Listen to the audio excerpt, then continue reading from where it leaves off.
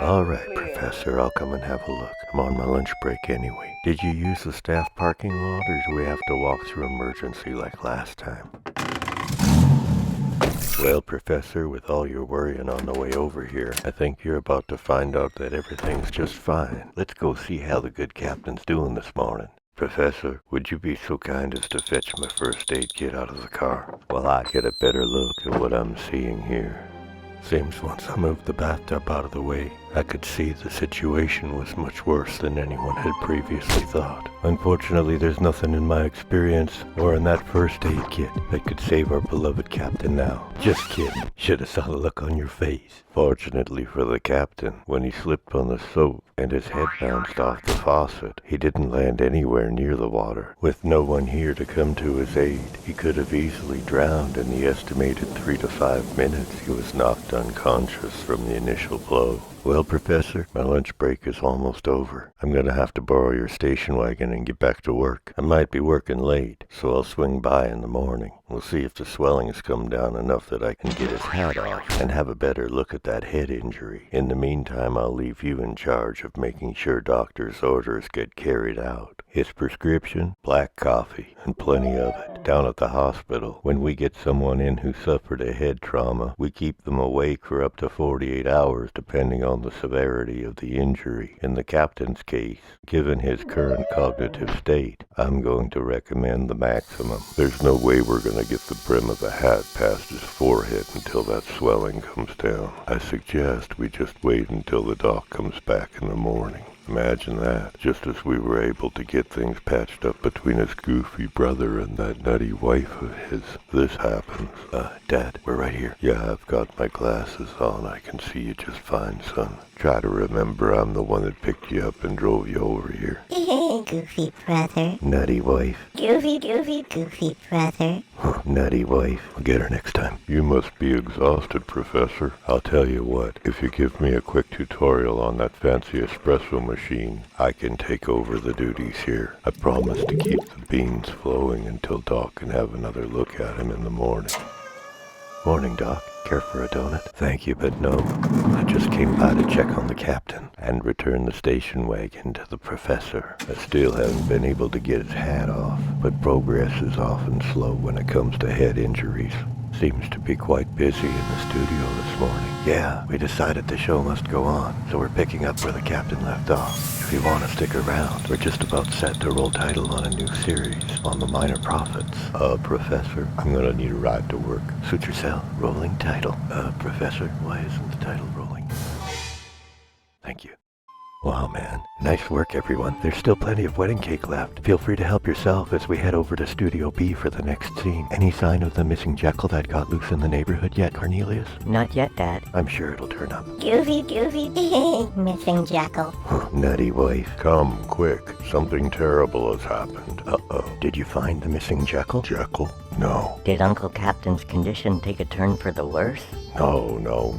The doc and I finally got the captain's hat off for a proper examination. He expects him to make a full recovery, regaining all his cognitive function over the next couple of weeks. However, as he was leaving, he lost his footing and fell down the stairs, knocking himself out cold. Professor, why is the music still playing? Thank you. Professor, why isn't the commercial rolling? Dad, that's my fault. Son, I asked you to cue the commercial for me just before I lined up for seconds on the wedding cake. What happened? Well, I was out in the neighborhood setting the Jekyll traps, and I guess I just lost track of time. All right, no use crying over spilt milk. Let's get the camera crew set up outside. Are the paramedics here yet? Son, this is turning into a disaster. I thought all things considered it was going quite well. What do you mean, Dad? You haven't even cut from the last scene, and you're moving the camera crew outside. Are we still rolling? And cut. Rolling, take 3 and action. Calling an ambulance certainly turned out to be a good idea. You got that right, Dad. Thank God for my nutty wife. Yeah, anyway, the paramedics gave me a number to call at the hospital to make arrangements. Don't you have a studio full of starving actors? And someone really ought to be inside, keeping an eye on the captain. Let's see, 4-1-1-12.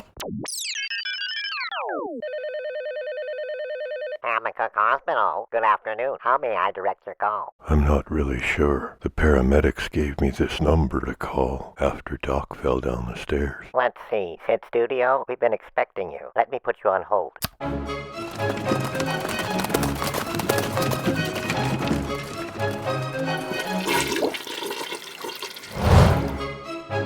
Ouch.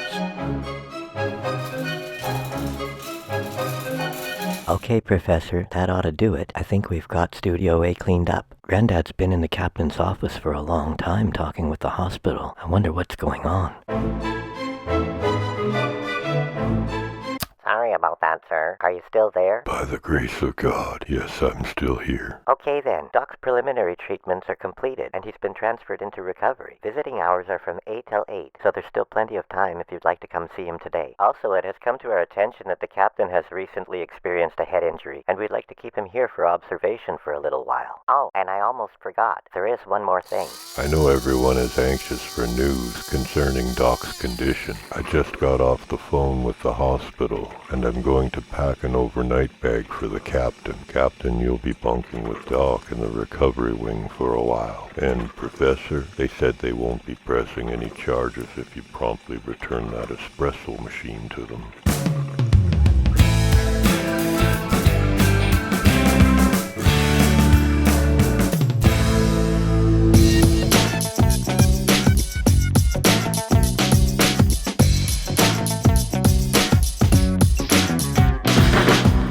When did you get a new car? This is the professor's car, son. That's why we're in the back seat. Oh, yeah. Do you think we could stop somewhere and grab a coffee?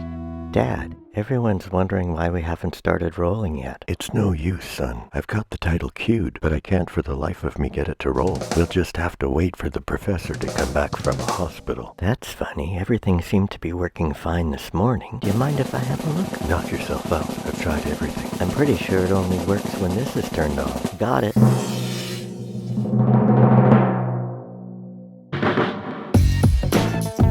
Certainly turned out to be a nice day for a drive. Where did you say we were going again, Dad? Doc fell down the stairs and was rushed to the emergency in an ambulance. We're going to meet him at the hospital. Oh, yeah. When did you get a new car? They should be arriving any time now. How do I look, Nurse Warden? As stunning as always, Doctor. Well, thank you, but I meant the Halloween teeth, the eye makeup, and the knee brace I borrowed from the supply room. You see, the plan is to shock the captain with my appearance in an attempt to snap him out of his digressed mental function since the noodle knocking he sustained yesterday. It's unlikely that it'll work, but either way, by exaggerating the extent of my injury, the reaction ought to be priceless. Hey Cornelius, have you, by chance, seen that nutty wife of mine anywhere around here lately? Mom decided that since we're so far behind on production today, with all the things that have happened lately, that in order to keep everyone late, it would be easier to convince them if we fed them dinner. So she's gone to get the takeout for the cast and crew. Well, that buys us a bit of time on the next title sequence. Did you get the turtles back to the rental shop yet? Not yet, Dad. Okay, as soon as the actors are fed, we don't want to have to pay a late fee. Maybe the professor will be back in time to finish the script. If the professor's instructions are correct, once we pass the gift shop, we make a right turn, and we should run right into the recovery unit.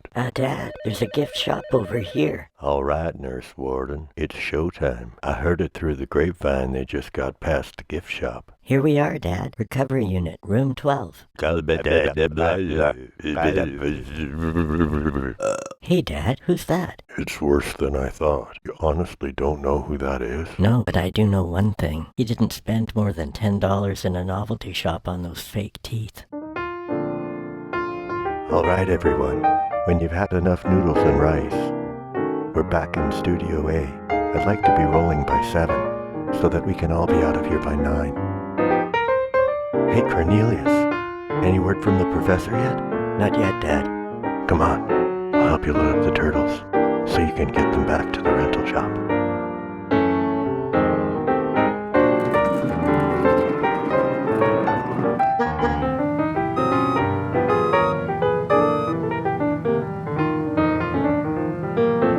Seems you boys are on your own. I just got a text from the professor. He says he's just around the corner and he'll be arriving at the studio any minute now. I better get there myself. It's almost 7. Oh, sorry. Are you shooting here?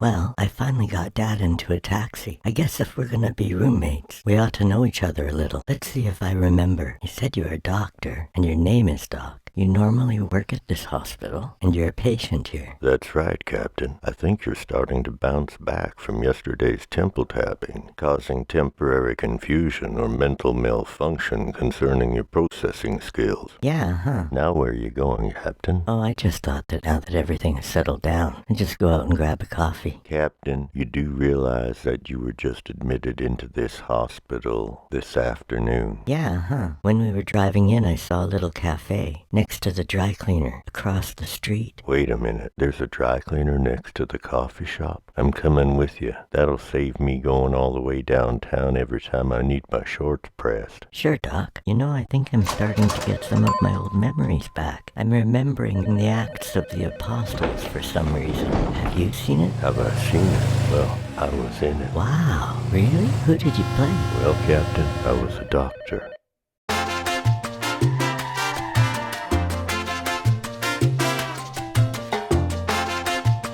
Hey, Dad, can you help him out? He's wondering if we know who called a cab.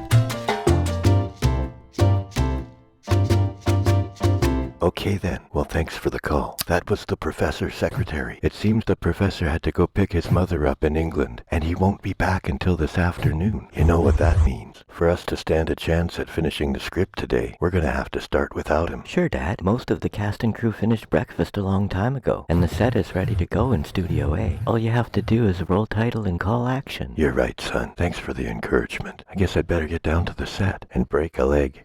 Dad? Never mind. I got it.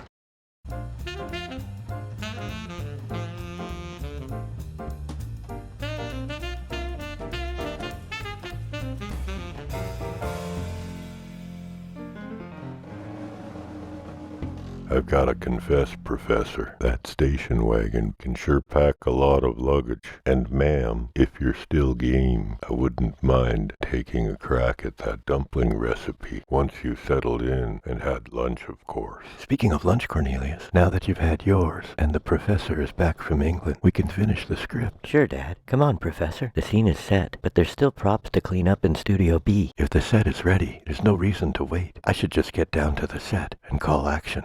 Dad? Never mind.